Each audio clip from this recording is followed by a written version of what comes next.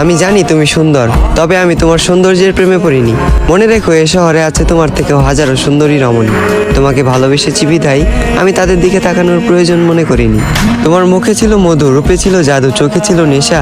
যে মানুষটার দিকে তাকিয়ে আমি মানসিক শান্তি খুঁজে পাই, তুমি ছিলে সেই মানুষ। তুমি আমার শেষ ভালোবাসা।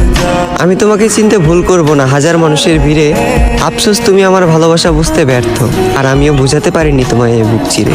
আজ আমার একাকিত্বের সাথে বন্ধুত্ব, ঘুমের সাথে আরি, তোমার কথা ভেবে জেগে রাত পার করি।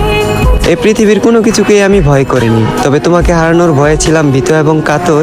কারো যেন নজর না লাগে, এ কারণে তোমায় রেখেছিলাম এই মনের ভিতর। আজ তুমি আমার চোখের পানি দেখেও দেখো না, আমার জন্য তোমার মনে বিন্দু পরিমাণ মায়া হয় না।